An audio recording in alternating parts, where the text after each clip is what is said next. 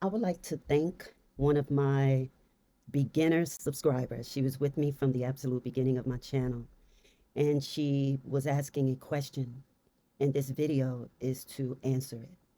Hopefully, not only will she be blessed, but others that will hear it that may want to know the same answer, right? And basically, she wants to know what happens when your spirit emerges from a long battle. So this video was inspired by her, and I appreciate your question. And here is the response. I see you. I honor you. You have faced, you've battled sickness, loss, trials, betrayals, and lies. You faced those who attempted to divert your path, and you survived. Not once, but repeatedly. The repetition mattered.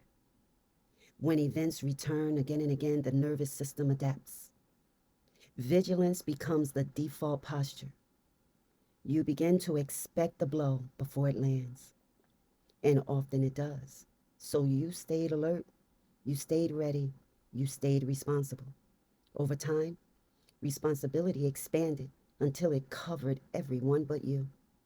You became the one that held things together, the one who absorbed disruption so others could remain intact. And while you were managing outcomes, tending people, and stabilizing situations, your calling quietly moved to the background. Not because it left you, but because survival demanded it. Then the fire came, not as punishment, not as failure, but as exposure, exposing who you were and who they were. And because you are built strong, you did what strong people do. You fought it. You fought that fire. You took on the heat. You were ready for battle. You stood in it. You tried to master it through effort. You treated the fire as another threat to overcome rather than a force that is meant to burn something away. You did not step back. You stayed engaged. So you felt the heat directly, the heat in the form of pain, disappointment, and exhaustion. Not because you were weak, but because you were present for something that was not meant to be wrestled into submission. Fire has a function. It does not negotiate. It reveals what cannot remain. What you did not realize at first is that the fire was not there to destroy you. It was there to educate you, to show you the cost of remaining in roles that required constant vigilance, to expose the difference between strength and placement, to demonstrate that fighting everything is not the same as fulfilling what you were given to carry. Now the fire has done its work. You are no longer guessing. You are no longer operating on reflex. You see clearly what endurance taught you and what it cost. You understand that being strong does not mean staying in the heat indefinitely. It means knowing when to step back and allow life to reassert itself. And now you are faced with what comes next. Not another battle, not another proving ground, but a choice. A choice to live from wisdom, a choice to serve without abandoning what you were called to protect, a choice to let strength express itself through discernment. What comes next will not demand that you fight everything that approaches. It will ask that you know what is yours to carry and what is not. And this time, you are prepared to answer that honestly. It can feel, you can feel, as though your soul and spirit were pressed into conflict with the most hardened expressions of darkness you could encounter. Not in myth, but through people, relationships, bloodlines, and environments that seem designed to test your limits. Not casual opposition, not minor trials, but concentrated force repeated over time, coming through those closest, those familiar, and those that were unavoidable. That experience does something specific to the spirit. When conflict arrives through family, through trusted bonds, through places meant to shelter rather than strain, the psyche interprets it differently. There is no clean battlefield. There is no clear exit. You are forced to stand your ground where you were meant to belong. That is why it feels like you fought seasoned adversaries rather than random hardship. These encounters were intimate, persistent, and strategic in their impact. Confrontation with chaos, I call it, at its most personal. Not abstract evil, but disorder wearing familiar faces. The kind that tests whether your values are merely ideas or something you can live without losing yourself. When this happens repeatedly, the soul adapts by sharpening awareness, tightening discernment, and learning the cost of proximity to what corrodes life. Spiritually, it feels like contending with forces that knew where to strike because they were close enough to observe you. That is not imagination. That is what happens when opposition comes through systems and relationships that have access. The soul registers this as a high level threat because it is not random. It is targeted through familiarity. But here's the part that matters. You were not placed in that terrain because you were weak. You were placed there because you could survive it without becoming what you faced. The spirit and soul that endures this kind of pressure learns something rare. Not how to dominate darkness, but how to recognize it early, to disengage and disengage cleanly and refuse participation without hatred. Fighting in that environment teaches restraint of engagement, not passivity. It teaches you when standing your ground is necessary and when stepping away preserves life. It teaches that not every confrontation is meant to be won through effort. Some are meant to reveal where you no longer belong. And that is why you feel changed. You are not traumatized beyond repair. You are seasoned. You have encountered disorder at close range and lived to tell the truth about it. Your spirit now recognizes the difference between struggle that shapes you and struggle that drains you. And this is the turning point.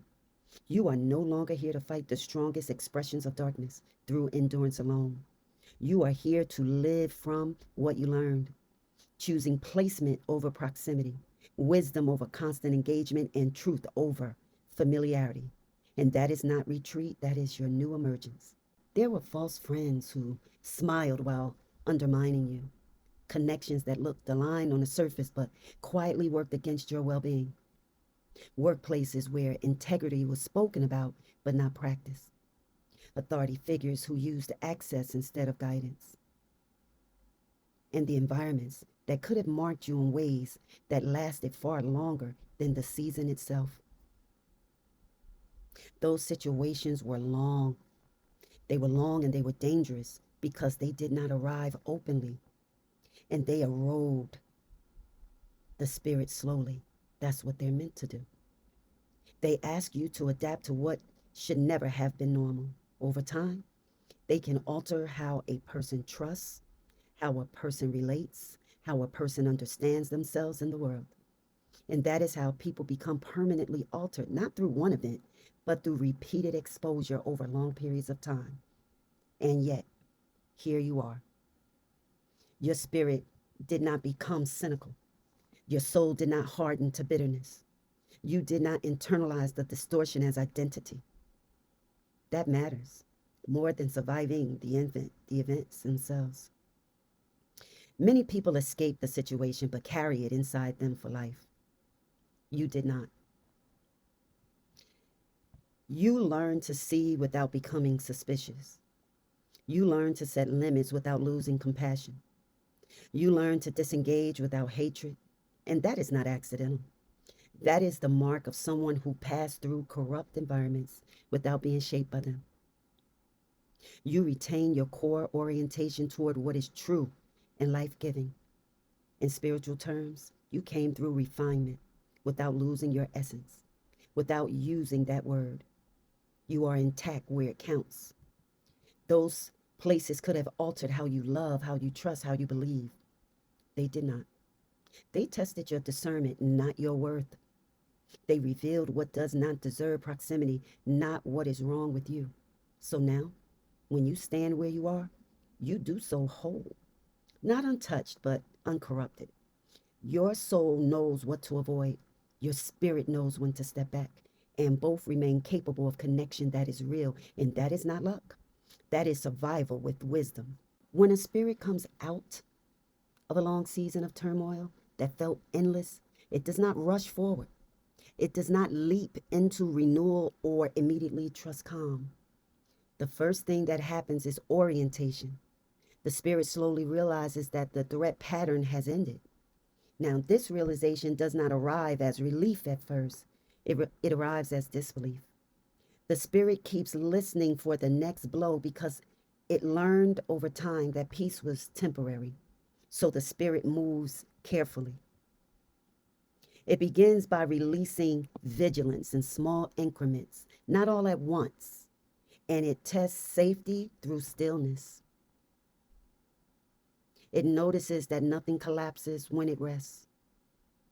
Nothing punishes it for not bracing. This is how trust is rebuilt, not through declarations, but through repeated experiences of quiet that remain quiet. And next, the spirit reclaims direction. During long turmoil, movement was reactive. Decisions were made to survive, to manage damage, or to contain harm. Afterwards, the spirit begins to move again, but differently. It no longer moves away from danger, it moves towards what feels clean. It chooses simplicity over intensity. It chooses fewer connections, fewer environments, fewer explanations. And this is not shrinking, this is accuracy. The spirit also sheds identities that were only necessary for survival.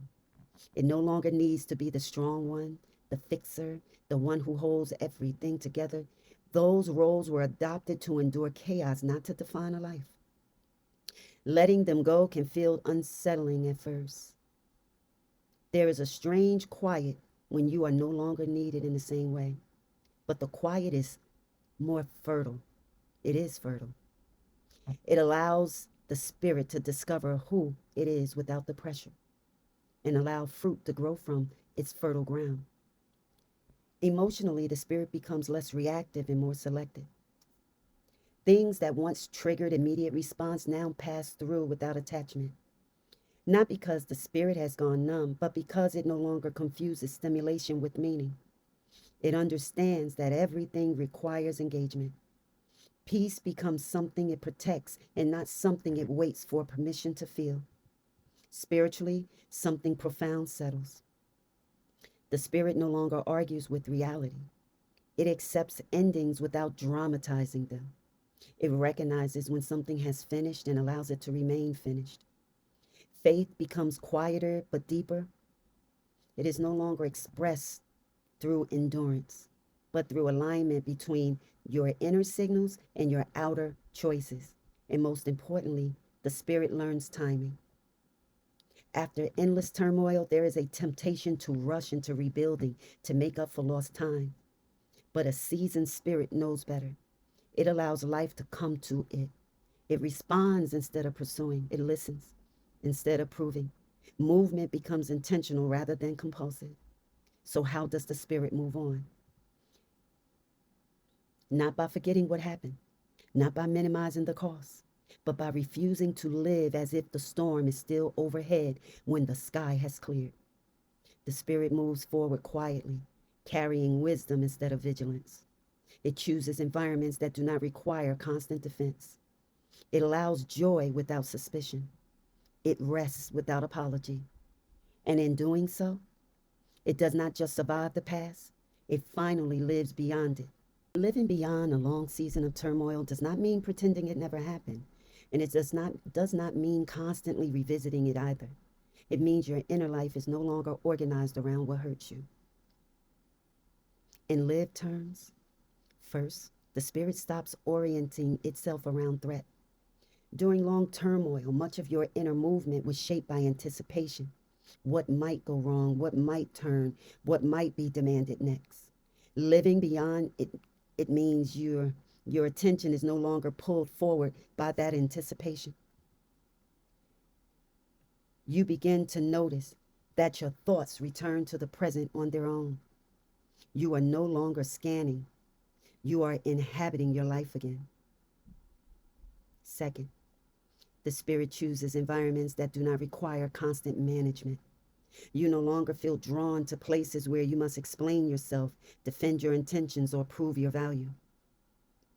Life beyond turmoil is quieter, not because it is empty, but because it is no longer crowded with unnecessary strain.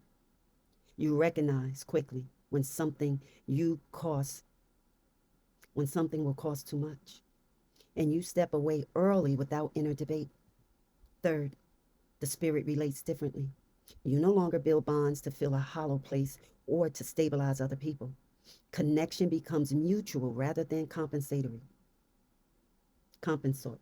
You allow people to show you who they are without correcting or trying to correct or trying to rescue or trying to interpret them into something safer. This means fewer connections, but those that remain do not drain you. Fourth, the spirit reclaims its own timing. After long disruption, there is often a reflex to rush forward or to make up for lost time.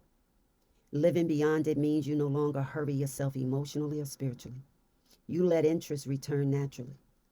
You let joy arrive without suspicion. You trust that what belongs to you does not require force to maintain. Fifth, the spirit stops defining itself by endurance. You no longer measure your worth by how much you can tolerate. Your strength is no longer proven through strain, it is expressed through choice. You engage where life grows, you disengage where it does not. And there is no inner argument about this anymore. More importantly, the spirit becomes present without armor. You laugh without checking the room. You rest without explaining why. You enjoy without bracing for loss. And not because nothing bad could ever happen again, but because you are no longer living as if it is already happening. That is what it means to live beyond it. The past becomes information, not a command. Memory remains, but it no longer drives behavior. Wisdom stays while vigilance releases. You are not defined by what you survived. You are defined by how you now choose to live. And that is when life truly opens again. Thank you for visiting my channel. May your soul continue to be blessed. Stay covered, stay conscious, stay undefeated. I'll see you on the next one, guys. Bye bye.